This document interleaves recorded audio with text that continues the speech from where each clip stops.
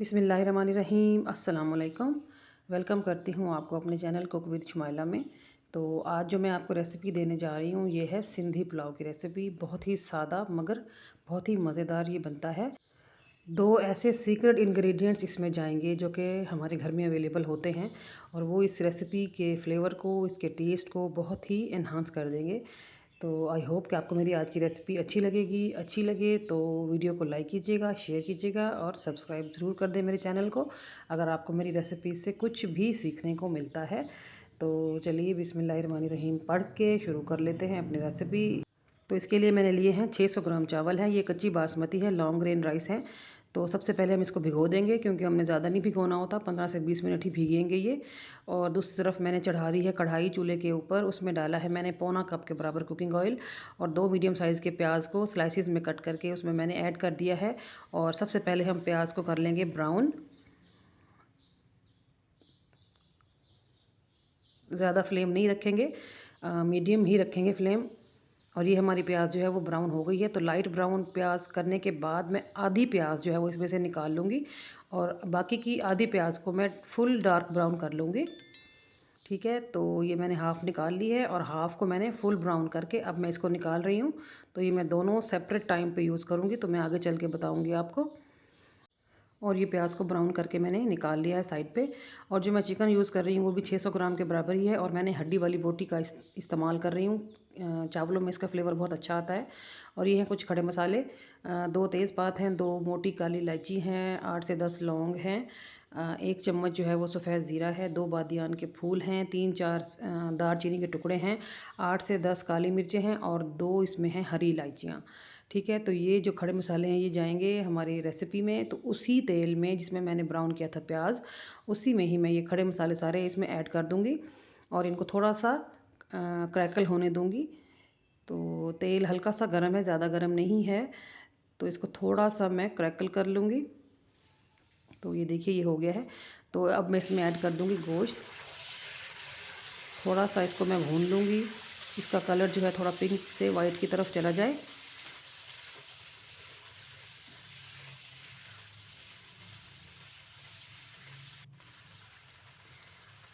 तो चिकन को भून लिया है। अब मैं इसमें ऐड कर रही हूँ 1 चम्मच भर के अदरक लहसुन का पेस्ट। ये पेस्ट डालने के बाद भी मैं इसको तकरीबन 1 से 1.5 मिनट के लिए भूनती रहूँगी। अदरक लहसुन का कच्चापन और चिकन की स्मेल भी चली जाएगी इंशाल्लाह। तो अब मैं इसमें ऐड कर दूँगी वो प्याज जो मैंने हाफ़ निकाल ली थी लाइट ब्राउन करके, वो मैं इस टाइम पे ऐड कर रही हूँ। आप मेरी रेसिपी को kindly step by step follow किया कीजिए, इंशाल्लाह ताला आपको बहुत अच्छे रिज़ल्ट मिलेंगे। तो प्याज को मैंने डाल के इसमें थोड़ा सा मिक्स किया और अब मैं इसमें ऐड कर रही हूँ टमाटर। मेरे पास छोटे साइज़ के टमाटर थे 3, तो वो मैं ऐड कर रही हूँ इसमें। अगर आपके पास मीडियम हो तो 1 काफ़ी रहेगा क्योंकि आगे जाके हमने इसमें दही का भी इस्तेमाल करना है, तो टमाटर इसमें कम ही जाएगा। थोड़ा सा हम इसको भून लेंगे, कवर लगा देंगे क्योंकि चिकन ने भी अपना पानी रिलीज़ करना है, टमाटर का भी पानी रिलीज़ होगा, तो इसको थोड़ा सा गला लेंगे इसी पानी में ही। तो ये देखिए ये गल गया है टमाटर अच्छी तरह।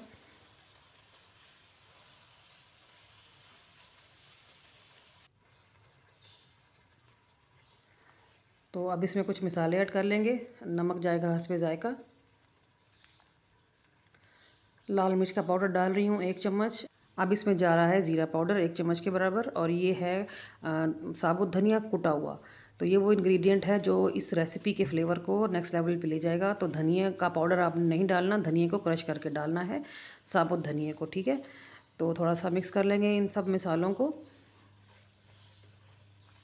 मिक्स करने के बाद इसमें जाएगी आलू।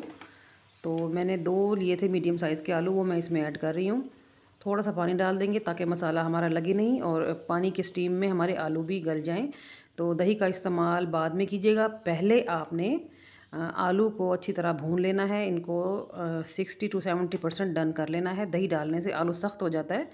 तो ये मैंने इसको 5 मिनट कवर लगाया था और 5 मिनट के बाद ये देखिए आलू जो है तकरीबन 50% गल चुका है। बाकी जो है वो काम आगे भी होगा, तो तब ये आलू की कसर जो है वो दूर हो जाएगी। अब मैं इसमें ऐड कर रही हूँ 50 ग्राम के बराबर मैंने ली थी इमली, उसको भिगो लिया था। और साथ ही मैं इसमें ऐड कर रही हूँ 8 से 10 दाने आलू बुखारे के, ड्राई आलू बुखारे के। तो इन दोनों इंग्रेडिएंट्स का भी बहुत अच्छा फ्लेवर आएगा हमारी रेसिपी में। तो बस अब इन सब चीज़ों को भूनने के बाद मैं इसमें डाल दूँगी दही, तकरीबन 50 ग्राम के बराबर। टेबल स्पून में देखें तो 4 टेबल स्पून डाल लें दही, तो वो 50 ग्राम के बराबर ही हो जाएगी। तो दही डालने के बाद हम इसको 5 से 6 मिनट भून लेंगे। भूनने के बाद मैं इसमें ऐड कर दूँगी पानी। तो जितना मैंने चावल लिए थे उससे डबल मैं इसमें पानी ऐड कर दूँगी और इसको कर लेंगे मिक्स। हरी मिर्ची ऐड कर देंगे थोड़ी सी, थोड़ा सा हरा धनिया डाल देंगे और इसको कवर लगा के पानी को उबलने देंगे। 3 से 4 मिनट में पानी हमारा उबलने लग गया है।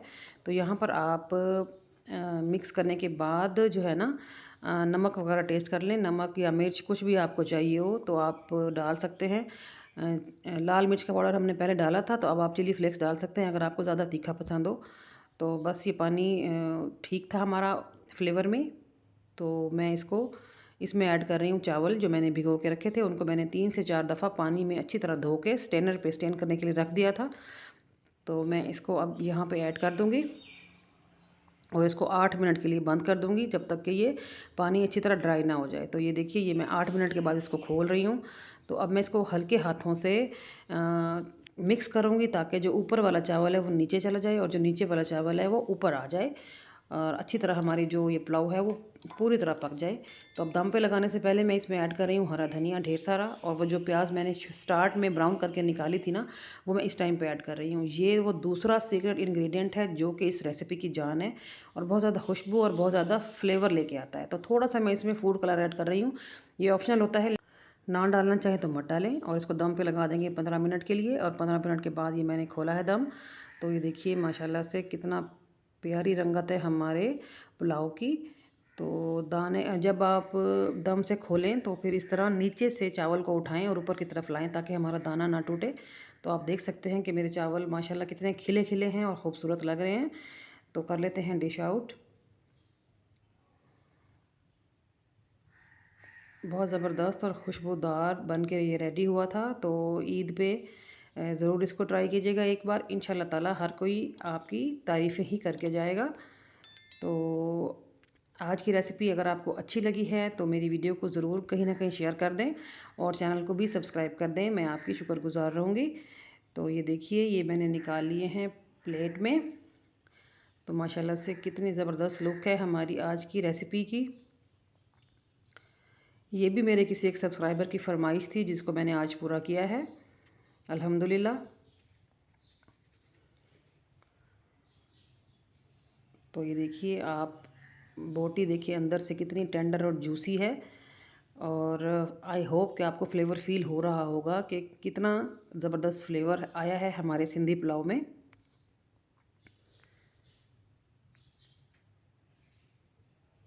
ये देखिए जी, सुभान अल्लाह। तो चलिए आज के लिए इतना ही, कल फिर मुलाकात होगी किसी और बहुत ही अच्छी रेसिपी के साथ। तब तक अपना ख्याल रखिएगा और मुझे दुआओं में याद रखें। अल्लाह हाफिज़। Thanks for watching.